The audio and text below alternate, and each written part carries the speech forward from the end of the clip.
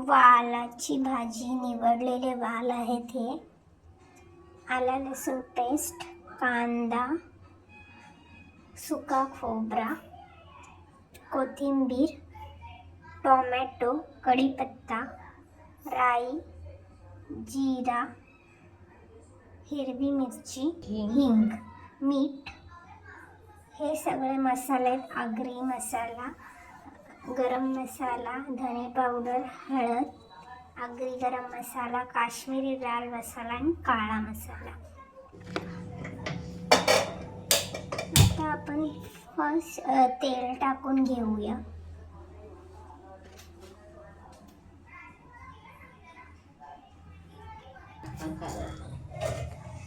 त्याच्यामध्ये राई, 1 चम्मच राई टाकू आपण आणि नंतर जिरा टाकूया.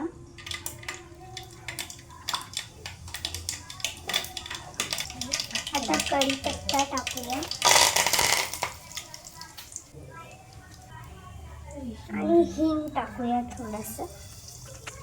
आपण हा कांदा चिरलेला बारीक चिरून घ्यायचा आहे कांदा.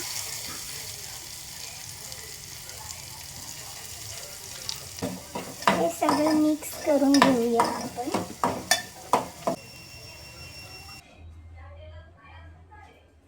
आणि लालसर होईस्तोवर त्याला आपण भाजून घेऊया.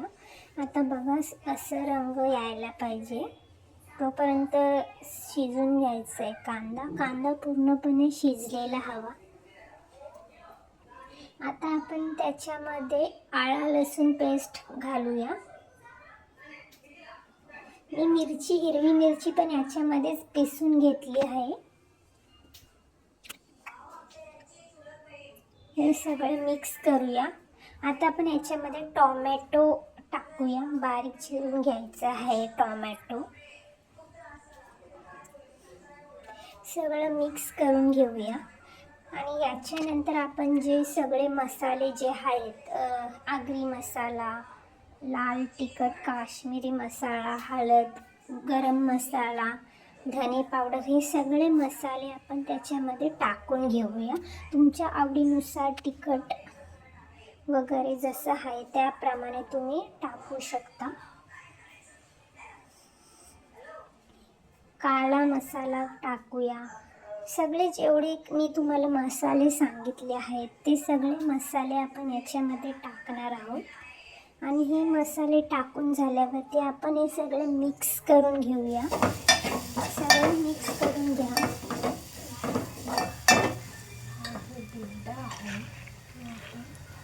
आणि जेव्हा पण तुम्ही मसाले टाकाल तेव्हा गॅस कमी ठेवा. त्याच्यानंतर आपण वाल टाकणार. ती वालाची भाजी बनवायची. हे वाल निवडून धुवून घ्यायचे आहे.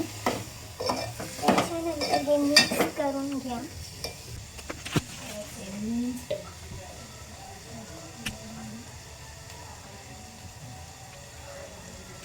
आता आपण याच्यामध्ये मीठ टाकूया.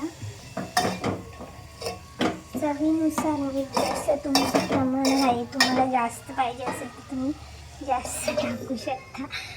जसं ज्याला आवडतं तशाप्रमाणे तुम्ही मीठ टाकून घ्या.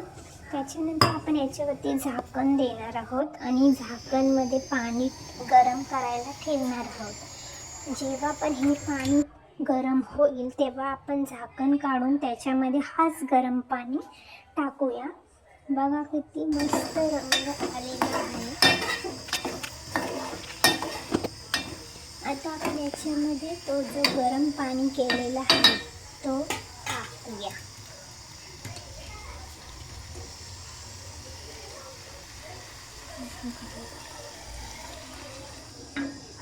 परत एकदा आपण मिक्स करून घेऊया. सगळं मिश्रण जे आहे ते एकदा चमच्याने घाटलून घेऊया. ते घाटलून झाल्यावरती त्याच्यामध्ये परत आपण झाकण देऊन 10 मिनटं गॅस थोडा फास्ट करून 10 मिनटं शिजवत ठेवूया. आता 10 मिनटं झालेली आहेत. बघा कसं भाजी उकळून आलेला आहे भाजीला. मस्त कलर आला आहे. त्याच्यानंतर आपण थोडा शिजून घेऊया. आता आपण याच्यामध्ये सुका खोबरा जो आपण भाजून घेतलेला तो टाकूया आणि मिक्स करून घेऊया. याच्यामध्ये थोडीशी आपण कोथिंबीर बारीक चिरून घेतलेली आहे, ती कोथिंबीर आपण याच्यामध्ये टाकूया आणि सगळं पूर्णपणे मिक्स करून घ्या. थोडंसं शिजून घ्या. मिक्स त्याच्यानंतर झाल्यानंतर आपली भाजी रेडी. बघा किती मस्त वाटते. तुम्ही एकदा ट्राय करून बघा आणि कशी झाली ती मला कमेंटमध्ये नक्की सांगा आणि मला फॉलो करायला विसरू नका. Bye bye.